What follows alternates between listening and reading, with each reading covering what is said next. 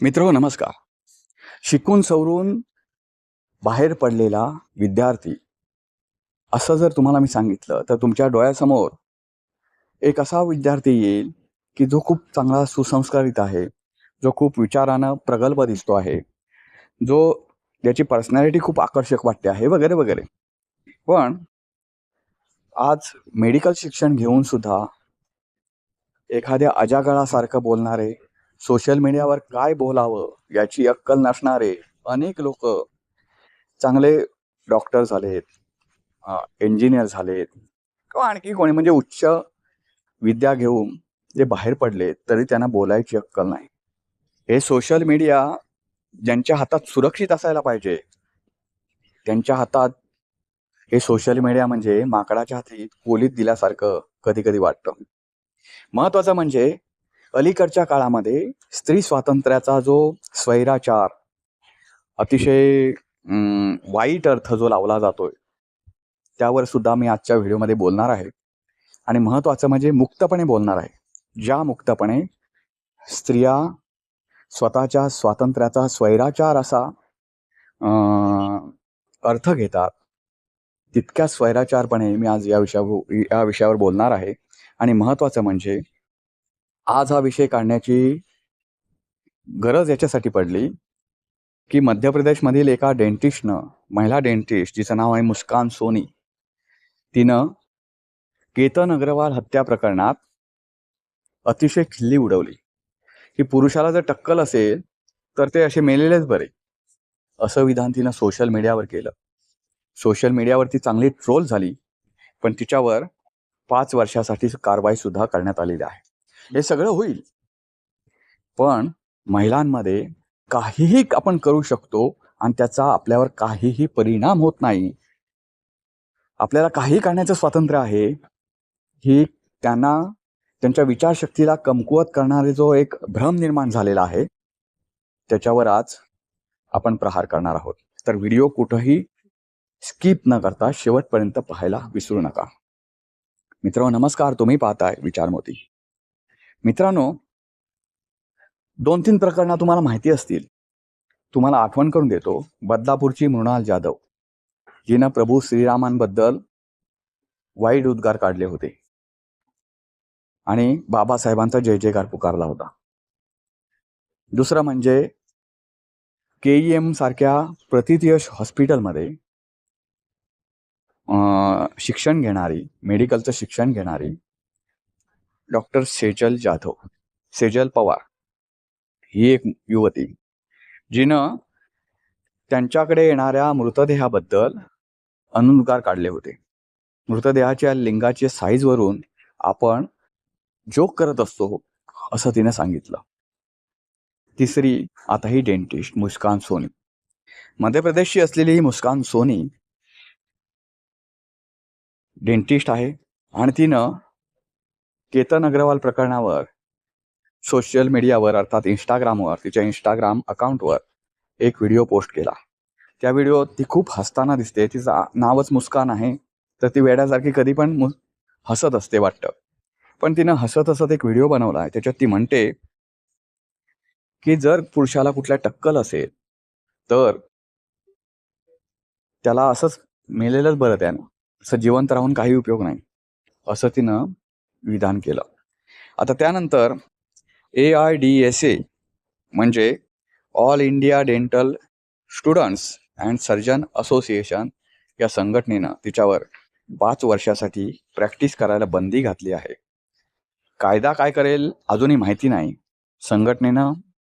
संघटनेचं काम बजावलं आहे. पण त्यानंतर ती अतिशय ट्रोल झाल्यानंतर तिनं माफी मागितली. ती माफी मागताना ती असं म्हणते की मला एका पुरुषाचा अनुभव आयुष्यात असा आला, त्यामुळे मी असं विधान केलं. माझा कोणत्याही पुरुषावर राग नाही, मला माफ करा.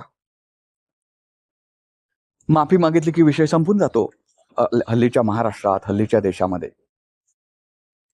त्यामुळे काहीतरी करायचं, काहीतरी पोस्ट करायचं, अगदी समाजात खळबळ उडवून द्यायची, आपले व्ह्यूज वाढवायचे आणि मग माफी मागायची ट्रोल झाल्यावर. हे अलीकडचा एक प्रघात आहे. आणि स्त्री स्वातंत्र्य म्हणजे काय हो? त्याच्याबद्दल किती बोलावं. म्हणजे मला वाटतं एक पिक्चर जितका वेळ चालत नाही तितका वेळ आपण बोलू शकतो. इतके मुद्दे आहेत.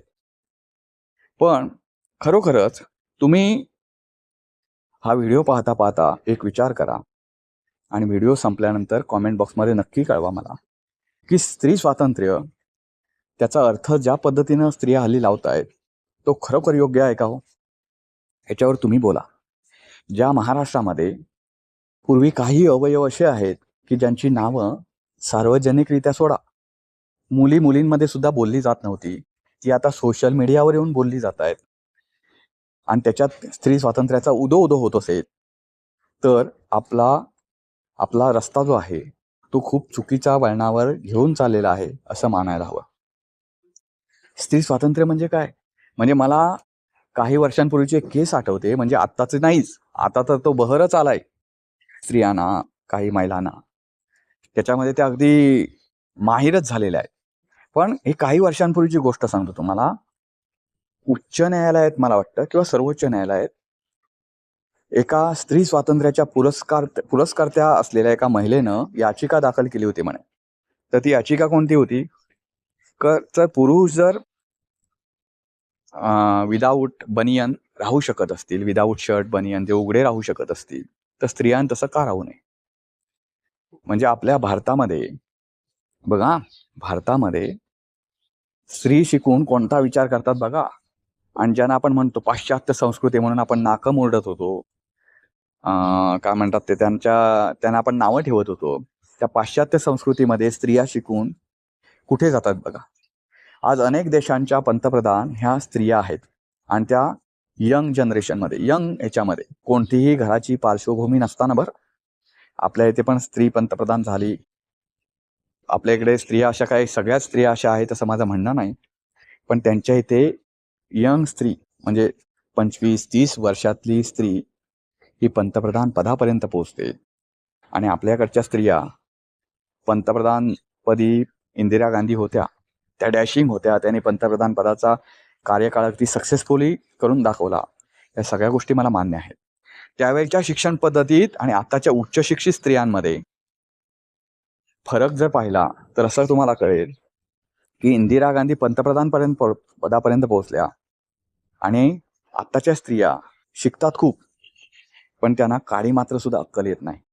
हे आताच्या या घटनांवरून दिसून येतं. आणि या लागोपाठच्या घटना आहेत, याच्या पलीकडे काही घटनाच नाही आहेत असं अजिबात नाही बरं. तुम्ही यूट्यूबवर जर पाहिलात, इन्स्टावर जर पाहिलात, तर व्हिडिओ स्क्रोल करताना भीती वाटते की पुढचा व्हिडिओ काय असेल. कारण मला एका माझा मित्र म्हणाला, हल्लीच्या मुली वगैरे जे कपडे घालतात ना ते बघून काळजात धस होतं बरं. म्हटलं का बरं? अरे, त्या जर अशा वाकल्या, समजा नमस्कार करायला वाकल्या किंवा इकडे तिकडे बसताना त्यांचा कुठला प्रायव्हेट पार्ट तर उघडा होणार नाही ना, अशी भीती आपल्यालाच वाटते त्यांच्यापेक्षा. मी हसून म्हटलं खरं आहे तुझं. कारण या गोष्टी काय आपण टाळू शकत नाही, ह्या गोष्टी आपण नाकारू शकत नाही. मला असं वाटतं परदेशी स्त्रियासुद्धा, मुलीसुद्धा शॉर्ट घालतात, पण त्यांच्या शॉर्ट घालण्याला अर्थ आहे. ते त्यांचा शरीराचा कोणताही भाग उघडा ठेवत नाही. पण आपल्याकडे मात्र जेवढं बसतंय, सेन्सॉरशिपमध्ये बसतंय, तेवढं जास्तीत जास्त कसं उघडं दाखवता येईल याची स्त्रियांमध्ये स्पर्धाच लागलेली असते. आणि आता त्याच्यामध्ये नवीन ट्रेंड आला आहे की बोलताना पण तसं काहीतरी बोलायचं, ज्याच्यामुळे समाजात प्रचंड खळबळ उडेल. आता ते मृणाल जाधव बदलापूरची, तिची केस आपण बघितलेलीच आहे, अलीकडचीच आहे. सेजल पवार, तिनं मृतदेहांविषयी केलं. आता ही मुस्कान सोनी आली त्या केतन अग्रवाल प्रकरणात बोलायला. बरं, बोलले ती तुझी मतं आहे, ती तुझ्यापुरती ठेव ना. तुझं मत समाजासाठी चांगलं आहे की वाईट आहे, एवढी अक्कल सुद्धा तुला डेंटिस्ट होऊन जर येत नसेल तर काय अर्थ? मला म्हणजे असं होतं, तुम्ही शिक्षकांकडून ऐकलं असाल हे उत्तर. एखाद्या समजा हिंदी इतिहासच्या शिक्षकाला कुठला तरी प्रश्न विचारतात भूगोलाचा, तर तो म्हणे मी इतिहासचा टीचर आहे, मला काय माहिती नाही त्यातलं. मग त्या शिक्षकाला मी एकदा विचारलं का हो मुलांना तर सगळं हवं असतं, सगळ्यातलं तुम्ही विचारता. भूगोलचा टीचर आला भूगोलचं विचारतो, इतिहासचा टीचर आला इतिहासचं विचारतो. तसं तुम्हाला पण माहिती पाहिजे आणि तुम्ही काय म्हणतात ते 12वी झालेले असाल, पुढे हे झाले असाल, पण 8वी 10वी पर्यंत तरी तुम्हाला भूगोल होतंच ना, सगळे विषय होते.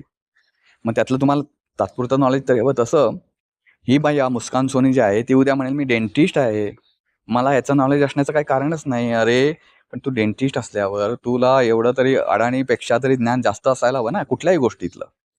तुला चालायची बोलायची पद्धत नाही आणि ते सोशल मीडियावर काय व्यक्त व्हावं, कसं व्यक्त व्हावं, आपण बोलतोय ते कोणावर बोलतोय, याची तुला जर ही नसेल, तारतम्य नसेल, आणि ठीक आहे तो वाईट असता तर त्याच्या वाईटपणावर बोलणं पण मी समजू शकतो. त्याच्या एका व्यंगावर तू बोलतेस, त्याला नावं ठेवतेस, हे कितपत योग्य आहे? आणि हे स्वातंत्र्य आहे का स्त्रियांचं? स्वातंत्र्य म्हणजे हे आहे का स्त्रियांना आहे असलं स्वातंत्र्य हवंय? अशा स्त्रियांना आहे ना त्यांच्या स्त्रीत्वाकडे दुर्लक्ष करून, कानाडोळा करून त्यांना भर चौकात मारलं पाहिजे, भर चौकात. तरच आणि तरच त्यांना त्यांची बुद्धी जी भरकटत चाललेली आहे सध्या ती ताळ्यावर येईल. आता तुम्ही म्हणाल कसली विधानं करतोय? कारण एक पूर्वीच्या काळात एक असं म्हटलं जायचं की माता शिकली प्रगती म्हणजे बाई शिकली प्रगती झाली. या अशा बाया शिकून त्यांची लग्न, त्यांना मुलं बाळ होण्याच्या अगोदर जर त्या अशा स्वैराचारी वागतायत तर त्या पुढच्या पिढीवर काय संस्कार करणार आहेत? आणि त्यांच्याकडून आपण कुठली अपेक्षा अशी करणार आहोत की त्यांनी जन्माला घातलेली पुढची पिढी ही खूप चांगली असेल, प्रगल्भ असेल?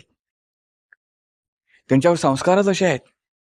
आणि विषय परत येतो की पालकांचा. पालकांनी सुद्धा महिलांना, ठीक आहे महिला असेल मुली असतील, त्यांना मोकळीक द्या. असं नाही की त्यांना उंबरठ्याच्या आत कोंडून ठेवा म्हणत, पण त्यांच्यावर जरा जास्त लक्ष ठेवा. त्यांना बंधनं अजिबात घालू नका. पण त्या काय करतात, कुठं करतात, कुठं जातात, नेमक्या स्कूललाच जातात का, नेमक्या त्या सोशल मीडियावर कशा व्यक्त होत आहेत याच्यावर कधीतरी बारीक लक्ष ठेवा. पालकांची ही मोठी जबाबदारी आहे. मुलगी झाली प्रगती झाली वगैरे ह्या जुन्या घोषणा आता बंद करा. तुमची प्रगती नाही अधोगती तुम्हाला फास लावायला पण मोकळ्या करणार नाहीत या. आणि अजून अशी प्रकरणं घडलेली आहेत. आता ह्याच्यावर स्त्रिया खूप आक्रमक होऊन असे कॉमेंट्स टाकतील माझ्या की पुरुष असं करत नाही का, मी पुरुषाची बाजू किंवा पुरुषांना अधिकार दिलाय का हे असं करण्याचं? मी त्या विषयावर असं सांगतो तुम्हाला, पुरुषांना अधिकार दिलेला नाही, पण पुरुषाला कोणतीही सजा दिली तर कोणी बोलत नाही. तुम्हाला मास्तर सजा देताना तुम्ही स्त्री आहात तर तुमचा मान मानता आपण सजा द्यायला लागते. तुम्हाला फाशी कुठल्या स्त्रीला आजपर्यंत दिल्याचं बघितलंय? पुरुषांना तर दिली गेली. तुम्ही तिथं नाही म्हणत किंवा आम्हाला पण फासावर चढवा, आम्ही चुकलो तर, स्त्रिया असतील तर स्त्रियांना पण फासावर चढवा, असं कोणी बोलत नाही. तिथे तुम्ही स्त्रीत्वाचा मुद्दा जर उपस्थित करत असाल तर तुम्ही पुरुष आणि स्त्रीमध्ये कुठला ना कुठला भेद मानताच ना शेवटी. आणि भविष्यात काही गोष्टी अशा आहेत की ज्या गोष्टी स्त्रीला पाळायलाच लागतील, ती बंधनं पाळायलाच लागतील.